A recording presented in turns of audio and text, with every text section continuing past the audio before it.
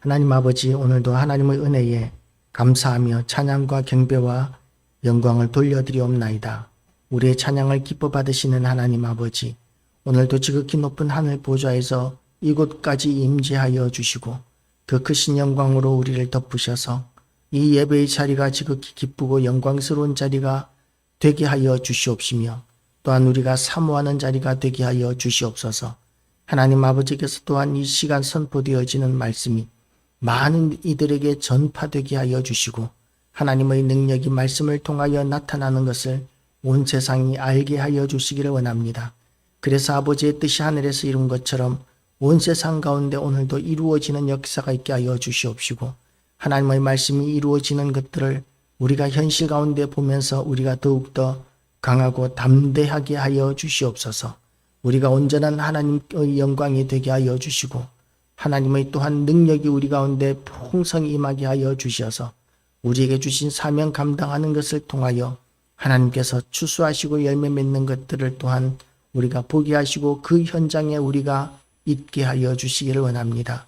우리의 존재의 의미가 무엇인지를 우리가 알게 하여 주시고 확인하게 하여 주시고 우리가 이 악한 세상 가운데서 어떤 일을 만나든지 간에 결코 실족하거나 좌절하거나 절망하지 않게 하시고 전능하신 하나님께서 함께 하시는 강하고 담대함이 우리를 날마다 감싸게 하여 주시옵소서.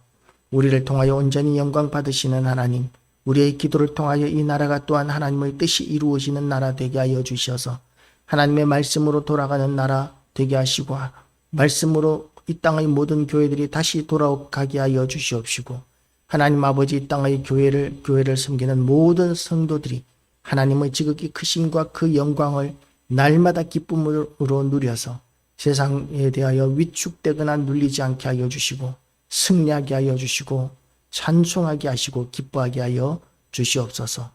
오늘도 종의 입술 가운데 하나님 임재하여 주시옵시고 성령을 숯불로 태우셔서 온전한 하나님의 말씀만 선포할 수 있도록 인도하여 주시옵소서. 예수 그리스도 이름으로 기도드리옵나이다. 아멘. 바울이 이 에베소에서 이렇게 복음을 전하다가 이제 유대인들의 그런 강력한 도전과 박해 이런 것들을 피해서 이제 도망을 가면서 디모데를 이렇게 남겨두었었습니다. 에베소에 남겨두어서 바울을 대신해서 에베소 교회를 돌보게 한 그 일을 통하여 바울은 에베소 교회를 견고하게 하기를 원했고 그렇지만 또한 어리기 짝이 없는 그런 디모데에게 그런 일을 맡겼다는 것 때문에 많은 걱정과 근심이 있었습니다. 그래서 어떻게 목회해야 할 것인가에 대한 그런 가르침을 디모데에게 주고 있는 것입니다. 지금 이 시대의 목회는 참으로 어려운 시대라고 이렇게 이야기들을 합니다. 공부들을 목회자들이 얼마나 많이 하는지 모릅니다.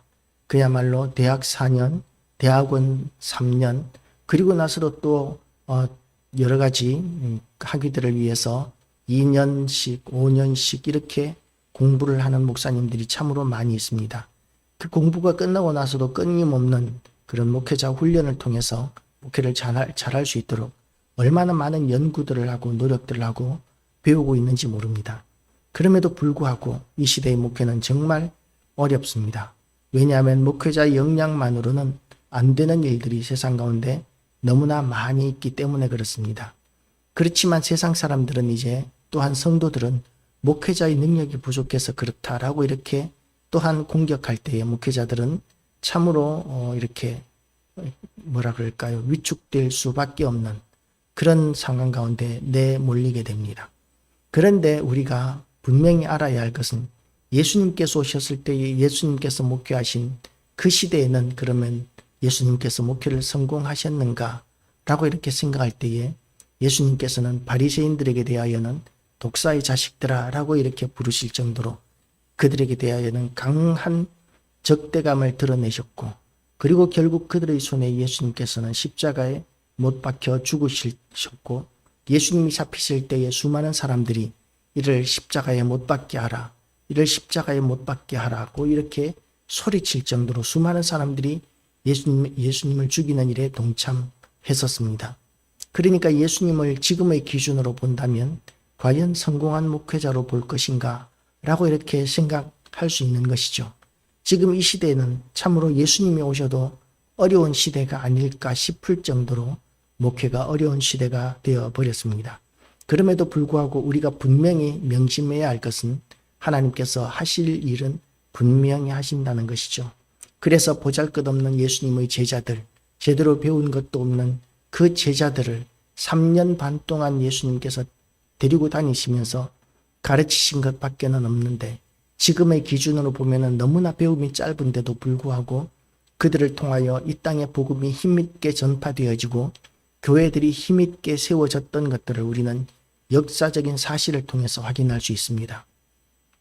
그래서 우리는 이 하나님의 말씀을 전하는 것과 또한 부응하는 것, 이런 것들은 전적인 하나님의 섭리하심 아래에 있다는 것을 인정할 필요가 있습니다. 내가 아무리 노력해도 하나님께서 뜻하지 아니하시면 우리의 노력은 하나의 걸음이 될 수밖에는 없습니다. 물론 그 걸음이 쌓이고 쌓이면 이제는 그 걸음을 토양으로 해서 좀 지나고 나면 아주 풍성한 그런 열매들을 맺는 시기가 분명히 오게 됩니다. 우리가 이렇게 커피 가루를 아주 영양분이 많은 그런 비료라고 이렇게 이야기들을 합니다.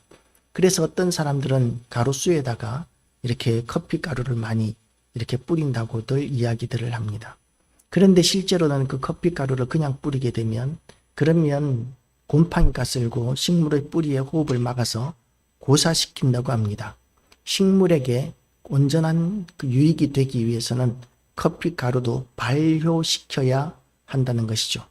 발효가 되고 난 뒤에야 커피 가루가 거름이 될 수 있는 것과 같이 지금 이 시대에도 어쩌면 수많은 그 거름이 되기 위한 그런 생짜배기 커피 찌꺼기의 이런 시대인지도 모르겠습니다. 그래서 우리는 낭망하지 말아야 합니다. 하나님의 때가 있고 뜻하심이 있을 때에 그때에 하나님께서 계획하신 것들을 이루시는 것이고 우리는 이해할 수 없을지라도 우리는 견딜 수 없을지라도 하나님께서는 합력하여 선을 이루시는 하나님이신 줄 알고 나를 통하여 하나님께서 영광 받으시는 것, 이것을 하나님께서 기뻐하신다는 것을 인정해야만 합니다. 어떤 목사님은 그런 이야기를 합니다. 교회에 아무도 없는데 사모님 혼자 앉아있는 그 교회에서 열심히 예배드리는 그 모습을 하나님께서 얼마나 기뻐하시는지 모른다 라고 하는 이야기를 들은 적이 있습니다. 성도들이 많이 있으면 너무나 좋겠죠. 모든 사람들이 구원 얻기를 원하시는 것이 하나님의 뜻이겠지만 그럼에도 불구하고 연약하기 짝이 없는 낭망할 수밖에 없는 그런 상황 가운데서도 단 한 사람의 믿음의 행위, 목회자와 그 사모님만 앉아있는 그 예배당에서 예배드리는 그 헌신, 그것이 쓸데없는 것이 아니다는 것이죠. 물론 지금 이 시대에는 이제 아무도 앉아있지 않는 자리라 할지라도 유튜브로 방송할 수도 있고 그래서 여러 사람들에게 복음이 전파될 수도 있지만 그렇지만 그럼에도 불구하고 아무도 없는 그 자리에서 아무도 듣지 않는 설교를 하는 가운데서도 온전한 예배를 드리기 위하여 몸부림치는 그 모습 그 자체가 하나님이 기뻐하시는 사명자의 모습이고 헌신이라는 것을 하나님께서 받아주신다는 것이죠. 우리가 보기에는 의미 없어 보이는 것이라 할지라도 하나님 앞에서는 의미 없는 것이 결코 아닙니다. 우리가 기도하는 것도 마찬가지이지 않습니까? 하나님 앞에 기도할 때에 나 혼자서 이렇게 예배당에 또는 기도의 저소에 앉아서 기도하면 그것이 무슨 유익이 있어 보입니까? 시간 낭비로 보이는 것이죠. 그렇지만 하나님께서는 그 기도를 들으시고 기뻐하시고 그 기도를 통해서 역사하시는 하나님이신 것과 마찬가지로 예배도 사람의 숫자와 상관없이 사람의 숫자가 작음에도 불구하고 그 예배를 포기하지 않고 끝까지 드리는 그 예배를 하나님께서는 기뻐 받으신다고 많은 목회자들이 이야기하고 있습니다. 그래서 연약한 가운데서 목회하는 이 시대의 목회자들은 바울 시대의 이 사실을 보면서 역사적인 사실을 보면서 많은 도전들을 받을 수 있습니다. 디모데는 연약하기 짝이 없습니다. 지금 이 시대의 목회자들과 비교하면 그야말로 배움이 너무나 짧은, 준비가 너무나 안 된 목회자라고 이야기할 수 있습니다. 그런데도 불구하고 헌신된 사람이었고 충성된 사람이었기에 하나님께서는 바울을 통해서 디모데를 목회자로 세우게 하셨습니다. 그래서 이 목회자가 되어서 어떻게 목회할 것인가, 하나님의 말씀을 어떻게 선포하고 또한 성도들을 어떻게 돌볼 것인가에 대해서 이렇게 편지로 양육하고 있는 것이죠. 끊임없는 성도의 교제가 우리에게는 필요합니다. 나 혼자 오라, 내 생각이 전적으로 오라, 나만 오라, 이것은 외골수에 빠지기 쉽고 잘못되기가 쉽습니다. 그래서 개혁주의는 끊임없이 하나님의 말씀으로 돌아가는 노력을 하면서 나 혼자만이 아니라 우리 거룩한 성도의 교제들이 이루어져야 하는데, 여러 이웃 교회와의 교제, 또한 이웃 목회자들과의 교류가 있어야 하고, 그래야 우리가 왜곡되지 않고 타락하지 않는 것이죠. 그래서 노회라는 것도 필요하고 총회라는 것도 필요하고 정기적인 교류를 하고 또한 신학교를 다니게 되고 또한 이렇게 모여서 성경 공부를 하기도 합니다. 목사님들도 그렇게 한다는 것이죠. 그래서 내가 잘못된 생각에 빠져들지 않기 위하여 끊임없이 노력하지 않으면 우리는 똑같은 설교를 하게 됩니다. 어떤 목사님은 설교를 하면 그렇게 어떤 본문을 잡든지 간에 기도로 끝나는, 결론은 기도로 끝나는 목사님들이 있다고 합니다. 또 어떤 목사님들은 어떤 본문이든지 간에 붙잡고 설교를 하다 보면 결론은 전도에 빠지게 되기도 합니다. 이렇게 우리는 우리 스스로를 키워나가지 않으면 편협된 딱 한 가지에 붙들리게 되고 매몰되어 버릴 수 있습니다. 그래서 그렇지 않기 위해서 끊임없는 교제가 이루어져야 하는데, 바울은 디모데를 그렇게 키우기 위해서 편지를 보내고 있는 것이죠. 얼마나 귀한 편지인지 모릅니다. 이것이 디모데에게만 선한 영향을 끼치는 것이 아니라 후대 모든 교회와 성도들과 목회자들에게까지 귀감이 되는 이런 귀한 자산이 되고 재산이 된 것이죠. 그래서 이 하나님의 말씀이, 성경이 그렇게 준비되고 기록되어졌습니다. 바울은 여기에서 12절 말씀에서 이렇게 오늘 본문을 시작합니다. 나를 능하게 하신 그리스도 예수 우리 주께 내가 감사함은 나를 충성되이 여겨 내게 직분을 맡기심이니. 바울은 자기에게 직분 맡기신 것을 감사하고 있습니다. 그리고 또한 그 직분을 맡기시기 이전에 그 직분을 감당할 수 있는 능력 주신 것에 대해서도 감사합니다. 나를 능하게 하신 그리스도 예수, 나를 능하게 하신. 어떤 교회 표어가 이런 게 있었습니다. 기적이 상식이 되게 하라. 기적이 상식이 되게 하라. 이게 무슨 말입니까? 기적이 일어나는 것을 당연한 것으로 여겨라 하는 것이죠. 기적이 일어나는 것을 당연한 것으로 여기게 되면 강하고 담대해지게 됩니다. 그런데 그렇게 기적이 상식이 되기 위해서는 어떤 걸 경험해야 합니까? 수많은 기적이 일어나는 것을 경험을 통해서 봐야 되는 것이죠. 손을 얹고 기도했더니 병든 사람이 그냥 낫더라 하는 거, 기도했더니 문제가 해결되더라, 기도했더니 응답되더라, 이런 강한 응답들이 경험적으로 끊임없이 반복적으로 일어나는 것을 경험해야, 그래야 기도는 당연히 응답되는 것이고 기적은 당연히 일어나는 것이야 라고 이렇게 생각할 수 있는 것이죠. 그런 마음을 가진 사람들은 이제 강하고 담대해지게 됩니다. 눈앞에 나타나는 현실들 때문에 좌절하거나 실망하거나 넘어지거나 포기하지 않게 됩니다. 우리는 그런 기적을 아주 많이 체험하게 되는 교회와 성도들 다 되시기를 주님의 이름으로 축복합니다. 어떤 목사님이 지난번에 이렇게 모임에서 이런 이야기를 합니다. 옛날에는 그런 기적들이 많았다고 하는데 지금 이 시대에서는 그런 것들을 보기가 참 어려운 것 같다라고 이렇게 이야기하는 것을 들었습니다. 아닙니다. 지금도 하나님께서는 지금도 역사하십니다. 제가 신학교 다닐 때 어떤 교수님은 기적은 하나님께서 하시는 것이지 사람들에게 은사로 이렇게 주셔서 하는 시대는 지나갔다 라고 이렇게 가르치는 교수님으로부터 저도 배웠었고 그분도 그 교수님으로부터 배웠었습니다. 그런데 저는 그 교수님의 가르침에 동의하지 않습니다. 은사는 성경에 분명히 기록되어 있는 것이고 하나님께서 지금도 은사들을 주시고 지금도 얼마나 많은 기적들을 행하고 계시는지 모릅니다. 그리고 저는 그 사실을 확신하고 믿습니다. 왜냐하면 저도 수많은 기적들을 보면서 응답받고 또한 보면서 강하고 담대해지는 과정들을 거쳤기 때문에 그렇습니다. 수많은 기적들이 지금도 얼마든지 일어납니다. 병든 사람을 위해서 기도하면 낫는 것이 너무나 당연합니다. 아픈 것이 치유가 되고 문제가 해결되는 것이 너무나 당연한 것으로 받아들여집니다. 그것이 하나님께서 주시는 강하고 담대함입니다. 그리고 한동안 목회가 어려워지게 되면 많은 목사님들이 실족하고 낭망해 버리게 되지만, 그렇지만 이제 시간이 지나면서 끊임없이 하나님께서는 그럼에도 불구하고 우리를 통하여 영광 받으시는 하나님, 모든 것을 아시는 하나님, 결코 우리를 떠나지 아니하시는 하나님께서 합력하여 선을 이루신다는 사실을 붙듭니다. 왜냐하면 우리가 하나님이 하시는 일들을 다 이해할 수 없다는 것을 인정하는 그런 겸손함은, 그런 믿음은 하나님의 전능하심을 인정하는 믿음이기도 하기 때문에 그렇습니다. 나는 지금 이해가 되지 않는 어려운 목회 환경을 만나고 어려운 신앙 환경을 만난다 할지라도 하나님께서는 우리를 결코 버리지 않으십니다. 하나님께서는, 그리고 우리가 하나님 앞에서 충성하는 모든 것들이 결코 의미 없는 일로 그렇게 되게 하지 않으십니다.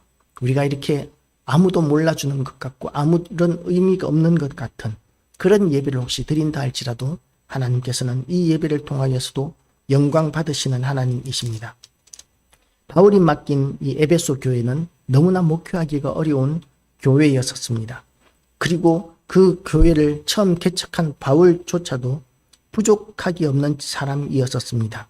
내가 전에는 비방자요 박해자요 폭행자였으나 도리어 긍휼을 입은 것은 내가 믿지 아니할 때에 알지 못하고 행하였습니다. 바울은 자기의 한계를 이렇게 고백합니다. 그전에 나는 교회를 적대시하는 자였다. 성도들을 핍박하는 자였고 비방하는 자였다고 이렇게 이야기합니다. 왜 그랬느냐 하면 몰랐기 때문이었다 라고 이렇게 고백하고 있는 것이죠. 우리가 과거에 모르고 하나님 앞에 범죄했던 것들에 대하여 하나님께서 그거 가지고 따지고 들지 않으십니다. 물론 우리가 회개는 해야 되겠지만 그러나 그런 것 때문에 눌려 있을 필요 없습니다. 하나님께서는 우리를 너무나 잘 아시고 이해해 주시는 하나님이시기 때문에 그렇습니다. 그리고 지금 현재의 위치에서 우리는 아는 한도 내에서 충성을 다하는 것, 그것을 통해서 하나님을 기쁘시게 해드릴 수 있습니다. 그리고 그렇게 충성할 수 있는 모든 능력들을 하나님께서는 우리에게 주셨습니다. 우리 주의 은혜가 그리스도 예수 안에 있는 믿음과 사랑과 함께 넘치도록 풍성하였도다. 하나님께서 은혜를 베풀어 주시는 모든 이들에게 지금도 그렇게 넘치도록 풍성하게 하시는 하나님의 사랑과 은혜가 또한 믿음이 있습니다. 믿보다 모든 사람이 받을 만한 이 말이여 그리스도 예수께서 죄인을 구원하시려고 세상에 임하셨다 하였도다. 죄인 중에 내가 괴순이라. 바울은 스스로 자기의 연약함을 계속해서 고백합니다. 너무나 많은 목회자들이 자기의 연약함을 고백하지 못하는 그런 어려움이 있습니다. 자기의 연약함을 고백하면 사람들이 무시하고 또한 외면할까봐 그래서 고백하지 못하는 것이죠. 우리들 교회라는 그런 교회 이렇게 여자 목사님도 그 교회 성도들이 너무 자기의 치부에 대해서 서로 많이들 드러내고 그리고 이제 고백하는 것으로 유명한 교회입니다. 그런데 그 담임 목사님도 물론 그런 목회를 하셨기 때문에 자기의 연약함을 고백하지만 결정적인 다른 사람들이 고백하는 것과 같은 그런 결정적인 부분에 있어서만큼은 고백하지 않는 것 같아요. 물론 없었을 수도 있습니다. 어떤 사람은 그런 이야기를 합니다. 감옥에 있는 사람들은 들킨 죄인이고 감옥 밖에 있는 사람들은 들키지 않은 죄인이다 라고 이렇게 이야기하지만 물론 하나님 앞에서는 그래요. 하나님 앞에서 죄인이 아닌 사람이 누가 있겠습니까? 의인은 없나니 한 사람도 없느니라고 이렇게 이야기했었습니다. 우리는 우리의 연약함을 다 압니다. 그렇지만 감옥에 갈 만한 죄를 지은 사람은 세상 가운데 별로 많지 않습니다. 그리고 물론 감옥에 가야 할 죄를 지은 사람 가운데서 감옥에 가지 않은 아직까지 들키지 않은 사람들도 물론 많이 있겠지만 그보다 훨씬 많은 사람들이 감옥에 갈 만한 죄들은 짓지 않는데 그런데 감옥에 들어가야 할 죄를 지은 사람들이 너는 털면 아무것도 안 나올 줄 아냐 라고 이렇게 하면서 자신의 그 부당함에 대해서, 자신의 죄에 대해서 다른 사람들에게 오히려 큰 소리치는 뻔뻔스러운 시대가 지금의 이 시대가 되어버렸습니다. 감옥에 갈 만한 죄는 그야말로 형사법에 걸릴 만한 그런 죄가 되는 것이죠. 그렇지만 우리 모든 대부분의 사람들은 그런 감옥에 갈 만한 죄들을 짓는 사람은 그렇게 많지 않습니다. 그리고 그런 죄만큼은 적어도 짓지 않아야 그것이 성도의 삶이라고 이야기할 수 있습니다. 바울은 그럼에도 불구하고 자신의 죄를 심각한 죄로 여깁니다. 나는 감옥에 갈 만한 죄를 짓지 않았어 라고 이렇게 합리화하는 것이 아니라 나는 죄인의 괴순이라고 이렇게 고백하고 있는 것이죠. 나는 감옥에 갈 만한 큰 죄는 짓지 않은 사람이야 라고 자신을 변명하는 것이 아니라 연약한 가운데서도 나는 죄인의 괴수야 라고 이렇게 고백하고 자신의 죄를 가장 심각한 범죄로 여길 줄 아는 그런 마음이 하나님의 은혜를 입는 그런 고백이고 마음의 자세이고 신앙의 자세라고 이야기할 수 있습니다. 그런데 하나님의 은혜는 어떻습니까? 그러나 내가 긍휼을 입은 까닭은 예수 그리스도께서 내게 먼저 일체 오래 참으심을 보이사 후에 주를 믿어 영생 얻는 자들에게 본이 되게 하려 하심이라. 하나님께서 바울을 택하신 이유가 바울이 변화되었기 때문에 택하셨다고 고백하는 것이 아니라 하나님께서 죄인들 가운데서 아직까지도 그 죄인을 사용하셔서 어떻게 영광 받으시는 것을 드러내기 위해서 하시는 것이기 때문에 결국은 바울은 잘난 것이 하나도 없다는 고백을 반복적으로 하고 있는 것이죠. 영원하신 왕 곧 썩지 아니하고 보이지 아니하고 홀로 하나이신 하나님께 존귀와 영광이 영원 무궁토록 있을지어다. 아멘. 바울은 자신의 그 연약함, 이 작은 여러 가지 이 감옥에 갈 만하지 않은 그런 죄라고 할 수 있는 그런 것들을 고백하면서 온전히 하나님께만 영광 돌리고 있습니다. 교회와 성도들은 그런 태도들을 가져야 합니다. 언젠가 이렇게 우리가 간증에 대한 이야기들을 했는데 간증도 마찬가지입니다. 하나님께 온전한 영광을 위한 간증이 되어야 하는데 그런데 그 간증을 하다가 보면 간증의 위험이 뭐냐면 자기가 높아지는 거예요. 간증을 하다가 보면 결국 자기 자랑으로 끝나게 되는 자기 자랑 중심이 되는 그런 경우들이 너무나 많고 그것이 교만이고 하나님께서 지극히 싫어하시는 것이기 때문에 그래서 어떤 목사님은 그렇게 자기를 드러내고 자랑하면서 아무리 위대한 하나님의 종이라 할지라도 금방 꺾여버리더라. 그런 이야기를 하는 것을 들은 적이 있습니다. 우리는 겸손해질 줄 알아야 합니다. 낮아질 줄 알아야 합니다. 하나님을 자랑할 때도 우리가 결단코 교만해지지 않도록 삼가하는 것이 얼마나 필요한지 모릅니다. 바울은 정말 자신의 연약함을 온전히 고백하면서 하나님의 영광을 위하여 이렇게 고백하고 선포하고 가르치고 있는 것이죠. 여기에 어떤 군더더기도 없는 순수한 바울의 믿음의 자세가 여기서 보여지고 있습니다.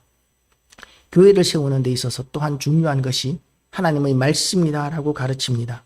아들 디모데야 18절입니다. 내가 내게 이 교훈으로서 명하노니 전에 너를 지도한 예언을 따라 그것으로 선한 싸움을 싸우며 예언이라고 하면은 성경에서 예언이라고 하면 물론 미래를 이야기할 때도 있습니다. 그렇지만 미래를 이야기할 때뿐만 아니라 하나님의 말씀을 예언이라고 계시를 예언이라고 할 때가 또한 많이 있습니다. 그래서 바울은 지도한 예언을 따라 여기서 이 지도한 예언은 하나님의 말씀을 가르치는 것으로 우리가 이해할 수 있습니다. 하나님의 말씀을 따라 그것으로 선한 싸움을 싸우며 믿음과 착한 양심을 가지라. 우리가 하나님의 말씀을 날마다 듣는다 할지라도 그 말씀대로 살려고 몸부림치고 애쓰지 않는다면 의미가 없는 것입니다. 하나님의 말씀을 듣는 것으로 의무가 다하는 것이 아니라 들었으면 그 말씀대로 살기를 우리는 결단해야 되는 것이죠. 믿음과 선한 착한 양심을 가지라. 어떤 이들은 이 양심을 버렸고 그 믿음에 관하여는 파선하였느니라. 그 가운데 후메네오와 알렉산더가 있으니 내가 사탄에게 내준 것은 그들로 훈계를 받아 신성을 모독하지 못하게 하려 함이라. 교회 안에도 거짓 교사들이 참으로 많이 들어왔었습니다. 거짓 지도자들이 참으로 많이 들어왔었습니다. 그런 사람들까지도 지금 이 시대는 너무나 쉽게 용납하고 품어주는 그런 시대가 되었습니다. 왜냐하면 한 사람의 교인이 너무나 아쉬운 시대가 되어버렸기 때문에 그렇습니다. 그런데 바울은 이 초대교회 시대 그야말로 목숨 걸고 예수 믿는, 적어도 목숨 걸고 예수 믿는 사람들이지 않습니까? 예수 믿는다는 것만으로도 순교할 수 있는 그런 시대에 그 잘못된 가르침을 가르치는 이런 자들에게 대해서만큼은 용납하지 않았습니다. 그래서 뭐라고요? 사탄에게 내준 것은 이라고 이야기합니다. 쫓아냈다는 것이죠. 교회에서 쫓아내었다는 것입니다. 교회에서 용납할 수 있는 사람과 용납할 수 없는 사람이 있습니다. 교회가 용납할 수 있는 사람은 우리가 그야말로 우리의 모든 것을 줄지라도 용납하고 품을 줄 알아야 합니다. 그런데 용납할 수 없는 사람이 있습니다. 거짓된 가르침을 가르치는 자, 이단 같은 자들은 우리가 결코 용납해서는 안 된다는 것이죠. 그래서 신천지와 같은 그런 이단들은 우리가 가르칠 그런 실력이 안 된다면, 준비가 안 되어 있다면 우리는 그들을 용납해서는 안 됩니다. 우리가 가르칠 준비가 되어 있다면 그러면 그들이 우리에게 다가오지를 않습니다. 저는 그런 이단들을 만나면 복음을 전합니다. 당신들은 지옥 갑니다. 왜냐하면 잘못된 신앙을 가지고 있기 때문입니다. 이러이러해서 잘못되었습니다. 그것은 그래서 지옥 갈 것입니다. 라고 이렇게 이야기하면 그 다음부터는 목사님이 잘못됐어요. 라고 이렇게 오는 사람이 한 명도 없습니다. 얼씬거리지도 않습니다. 구원파에서 어떤 사람이 찾아온 적이 있었습니다. 그런데 그 구원파에게 이렇게 복음을 전했더니 그 다음부터는 얼씬도 하지 않습니다. 그렇게 우리가 가르치는 것을 통해서 온전한 가르침으로 우리가 준비가 되어 있으면 그들이 우리에게 오지 않습니다. 그런데 우리가 준비가 되어 있지 않다면 그들에게 오히려 우리가 미혹될 수 있습니다. 전에 있던 어떤 교회에서 어떤 권사님은 그렇게 이단은 잘못된 거야 라고 이렇게 생각하고 있었지만 어느 틈엔가 그런 신천지 쪽으로 그렇게 미혹되어 간 모습을 본 적이 있었습니다. 한참 뒤에 교회에서 그분이 이제 신천지로 갔다라는 그런 소문이 이렇게 돌았는데 그야말로 신천지로 넘어간 것이죠. 권사까지 되었는데도 불구하고 이단들에 대해서 쉽게 넘어갈 수 있는, 이단을 대적할 수 있는 실력이 되지 않았는데도 불구하고 그들을 대적하지 않고 용납하였을 때에 그렇게 무너지는 모습들이 교회와 성도들에게는 얼마든지 있습니다. 그래서 바울은 교회를 지키기 위해서 이 잘못된 이단들을 이렇게 교회에서 내어 쫓았습니다. 물론 바울이 함께 있었다면 바울은 끊임없이 이렇게 하나님의 말씀을 가르치는 것을 좋아하는 사람이었기 때문에 가르치고 설득해서 변화시키기 위하여 끝까지 노력했겠지만 바울이 머무를 수 없는 그런 너무나 분주하고 바쁘고 이렇게 해야 되는 사명이 너무나 많은 바울의 입장에서 그 한 사람만을 붙들고 다른 사명들을 내려놓을 수 없기에 바울은 쫓아내는 일을 선택할 수밖에 없었던 것이죠. 그래서 우리가 중요한 것은 진리 위에 굳게 서는 것이 너무나 중요합니다. 디모데가 하나님의 말씀을 전하는 사명, 목회의 사명을 감당하는 데 있어서도 가장 중요한 것이 하나님의 말씀을 제대로 배우고 그리고 또한 훈련받고 그 말씀대로 살기를 위하여 몸부림치고 그리고 그러는 가운데서 전할 때에 가르칠 때에 그때에 바울이 그 디모데가 어리고 비록 배운 것이 짧고 연약할지라도 디모데가 그 목회 사역을 잘 할 수 있었던 것과 마찬가지로 우리도 하나님의 말씀 가운데 창념하고 말씀을 읽는 것과 듣는 것과 배우는 것과 공부하는 것 이런 시간들을 우리가 더욱더 많이 배려할 수 있어야 합니다. 투자할 수 있어야 합니다. 저절로 되어지는 것이 아닙니다. 기독교는 아는 만큼 믿는 종교다 라고 이렇게 이야기합니다. 이전의 다른 샤머니즘 같은 종교들은 그야말로 덮어놓고 믿는 신앙이죠. 우리나라 기독교가 처음 들어와서 그 문맹자 비율이 90%가 넘을 때 그때는 성경을 읽을 수 없었기 때문에 우리 할머니 성도들 그리고 우리 믿음의 조상들은 그야말로 덮어놓고 믿는 신앙일 수밖에는 없었습니다. 그래서 옛날 아주 고대의 교회들을 보면 그림들이 많아요. 왜냐하면 글을 못 읽는 사람들에게 성경을 가르치기 위해서 교회 구석구석에 그림을 그려놓고 성경의 가르침을 깨닫게 했었습니다. 그것이 성경이었던 것이죠. 지금 이 시대는 그렇게 그림을 그렇게 교회에다가 이렇게 많이 한다든지 그렇지 않고 깔끔하게 예쁘게 예배드릴 수 있게 하는데, 왜 그러냐면 누구나 성경을 읽을 수 있는 문맹자가 없는 시대가 되었기 때문에 그렇습니다. 그래서 문맹자가 없는 이 시대, 글을 읽을 수 있는데 성경을 읽지 않고 공부하지 않고 알아가는 일에 창념하지 않은 그 모든 책임은 우리 스스로에게 있습니다. 오늘도 하나님의 말씀 가운데 굳건히 있어서 우리가 싸워야 하는 모든 영적인 싸움과 또한 강하고 담대함을 얻고 에너지를 얻는, 능력을 얻는 이런 귀한 말씀의 사람들이 다 되시기를 주님의 이름으로 축복합니다. 기도하시겠습니다. 하나님 아버지, 오늘도 우리에게 은혜의 말씀 허락하여 주심을 감사드립니다. 바울이 디모데를 그 어리기 짝이 없고 제대로 훈련되지 않았던 일꾼이었지만 그 충성된 모습을 보고 지도자로 세웠던 것과 같이 우리에게 연약함이 있고 부족함이 있고 흠결이 많음에도 불구하고 하나님께서 우리를 불러주시고 여기까지 오게 하셨사오니 하나님 아버지, 우리가 강하고 담대함을 얻게 하여 주시옵시고 또한 우리의 모든 상황들 가운데서도 하나님 앞에서 충성의 예배를 또한 멈추지 않게 하시고 하나님을 날마다 기쁘시게 해드리는 교회와 성도들이 세상에서 들불처럼 일어나게 하여 주시옵소서.